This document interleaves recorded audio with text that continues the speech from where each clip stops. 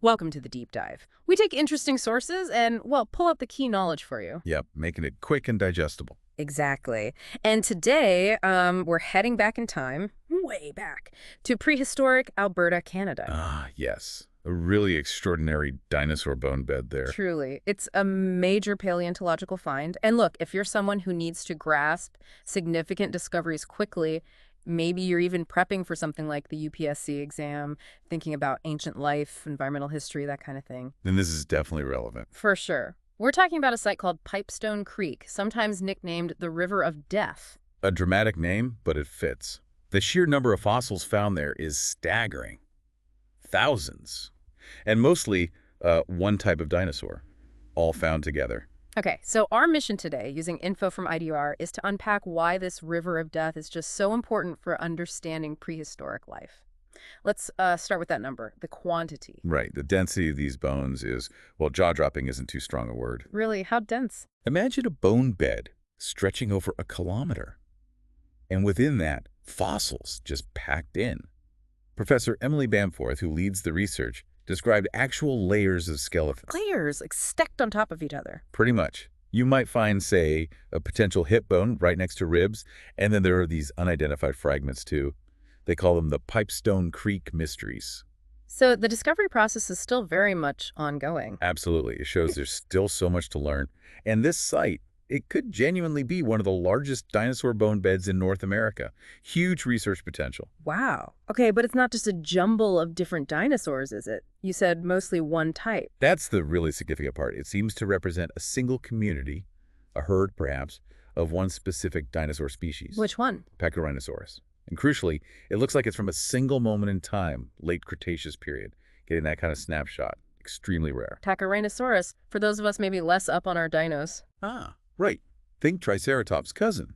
It's a ceratopsid. But instead of a big nose horn, it had this large bony bump, a boss on its nose, plus a couple of other horns. Okay, got it. So a whole community of these. What happened? Why the River of Death? Well, the likely cause, based on the geology and the sheer number of them, points to a catastrophic flood. A flood. Yeah, probably happened during a large-scale migration. Maybe they were heading north for the summer, got caught in a massive flood event. It gives us this incredible, if tragic, insight into their behavior and, the power of prehistoric environments. A whole herd wiped out at once. Yeah. It's vivid. And you mentioned finding so many from one species is unusual. Hugely unusual. Yeah. It's often said that more than half of all known dinosaur species are actually described from just a single fossil specimen. Just one bone sometimes. Or a partial skeleton, yeah. But here, we have thousands of Pachyrhinosaurus bones. It's an unprecedented chance to study things like variation within a population, growth stages, their whole life history. It's like a prehistoric census. So where's the research at now? Are they still digging? Oh, definitely. What they've excavated so far, maybe the size of a tennis court, is tiny compared to the whole kilometer-long bed. So much more to find. Loads more. The Philip J. Currie Dinosaur Museum nearby is doing amazing work. Cleaning, analyzing. They've got around 8,000 bones collected already. Not just Pachyrhinosaurus, mind you. Some other plant eaters like Edmontosaurus too. And the big picture goal. What do they hope to learn? Ultimately, it's about understanding these animals better. Their anatomy, how they lived, grew, what they ate. But also reconstructing the entire paleo environment. What was this part of Canada like back then in the late Cretaceous? Fascinating. And it all started with a local teacher finding it. Yeah, back in 1973, a science teacher, Al Acosta. It's a great reminder that major discoveries don't always come from huge expeditions initially. So for you, the listener, think about this, especially if you're looking at things for, say, the UPSC exam, this one site. It connects massive environmental events like floods with ancient population dynamics and the vast geological timescales that shape everything. Exactly. Understanding these deep time patterns, biodiversity shifts, the impact of natural disasters, it's really fundamental context for thinking about those same issues today.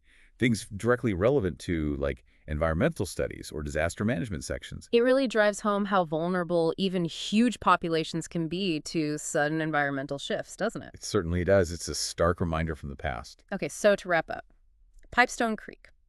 An incredible window into a single dinosaur community, frozen in time. It's set to really push forward our knowledge of dinosaurs and their world. And that leaves us with a thought, perhaps for you to mull over. If a massive population like this could be wiped out so suddenly, what does that tell us about resilience and vulnerability to environmental change throughout Earth's long history? Something to definitely think about. If you found this deep dive useful, please do like, subscribe, maybe leave a comment if you have more questions. We'd love to hear them. And remember, the information discussed today was drawn from IDR. Thanks for joining us on the deep dive.